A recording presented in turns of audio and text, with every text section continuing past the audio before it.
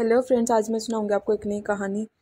किसका दिल जीतना है? जिसने आपका दिल जीत लिया है। तड़ाक! माँ ने गुस्से से एक तमाचा रशीद कर दिया। इतनी बदतमीजी, ऐसे तो तुम कभी नहीं थे। आप भी तो ऐसी नहीं थी, कहकर धैर्य ने आंसू पोंछ लिया और अपना दर्द अपने अंदर समेट चुपचाप जाकर सो गया। एडजस्ट करना सीखो धैर्य। कितना माँ, कितना एडजस्ट करूँ? कब तक?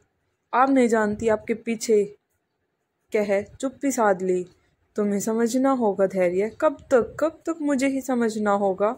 क्या मुझे कोई कभी नहीं समझेगा? नया माहौल है, तुम बाहर से आए हो, अपनी जगह बनानी पड़ती है। तुम अपने व्यवहार से ही सबका दिल जीत पाओगे। हाँ हाँ, किसका दिल जीतना है? जिसने आपका दिल जीत लिया है। तड़ाक! माँ ने गुस्से से एक तमाचा रशीद कर दिया। इतनी बदतमीजी, ऐसे तो तुम कभी नहीं थे। आप भी तो ऐसी नहीं थी, कहकर धैर्य ने आंसू पोंछ लिए और अपना दर्द अपने अंदर समेट चुपचाप जाकर सो गया। माँ के दिल में कसक सी रह गई।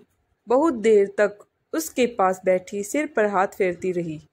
क्या हो गया रे आजकल तुझे? क्यों ऐसी बातें करने लगा है? माफ़ कर दे, पता नहीं ये हाथ कैसे तुझ पर। तू भी तो कभी ऐसा नहीं था, हमेशा अपनी माँ के साथ खड़ा रहा है, तो आज क्या हुआ? उसे लाड लड़ाती ना जाने कब नींद के आगोश में चली गई। धैर्य! चलो बेटा स्कूल।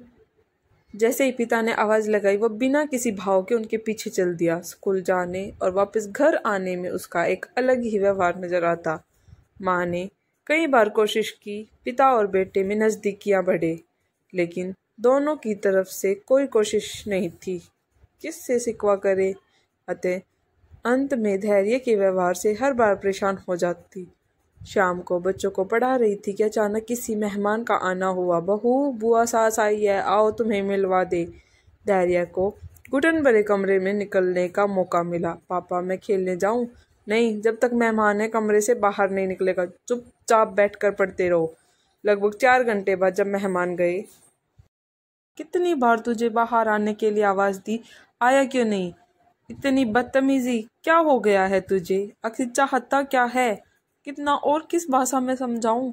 इतने अच्छे रिश्ते मिले हैं, उन्हें समेट ले। धैर्य जोर से हंसा। रिश्ते? हाँ हाँ हाँ। किसे मिले हैं माँ? तुम्हें। तुम यहाँ की बहू हो, तुम्हें सास ससुर पति रिश्तेदार सब मिले हैं, और मुझे आपके सामने ये मेरे पापा हैं। और जब आप नहीं। चुप, बिल्कुल चुप हो जा। मैं तो एक माध्यम था आप तक पहुंचने का। अब मेरा क्या काम? यहाँ किसने मुझे दिल से स्वीकारा होगा? क्या आप कभी समझ पाई? नहीं, नहीं समझेंगी भी। कैसे? आप तो हमें समझने में लगी रहती हो।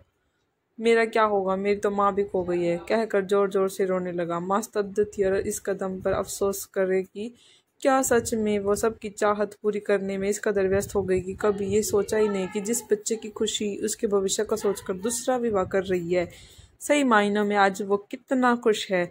धैर्य ने माँ को रोता देखा तो भाग कर चिपट गया और आंसू पूछते हुए बोला, रो मत माँ, पूरी कोशिश करूँगा तुम्हारे रिश्ते को अपनाने की। वो उठ कर गया तो पास रखी कॉपी में 4 पंक्तियाँ लिखी थी। तोला जब मैंने तराजू में किस्मत को, मेरा तेरा पलड़ा जल्दी झुक गया। क्या कभी तूने सोचा ये किस्मत का हमारा पहले से भी अधिक हल्का हो गया? ऐसा है माँ, बस मन ही मन यही सोच पाई। जीवन एक बार मिलता है और हम भावनाओं में बहकर जल्दबाजी में निर्णय ले लेते हैं। क्यों हम नहीं समझ पाते कि किसी के असामान्य व्यवहार के पीछे कई वजह हो सकती है। अकेला रह जाने पर पुण्य विवाह का फैसला शायद उचित था, लेकिन यदि बच्चे की वजह से मैंने फैसला लिया तो वो कितना खुश है, उसका भविष्य कितना सुरक्षित है, इसका ध्यान रखना भी तो मेरी ही जिम्मेदारी थी। सच ही तो कह रहा था। घर की बहू के साथ कई रिश्ते स्वतः ही जुड़ जाते हैं। जोड़ना है उस बच्चे को जिसके लिए सब अनजान है। आंसू पोंछ मन में संकल्प लिया और अपने बच्चे के प्रति सारे फर्ज निभाऊंगी। उसके मन को पढ़ना और मेरी जिम्मेदारी है, किसी और से अपेक्षा कैसी। थैंक यू दोस्तों।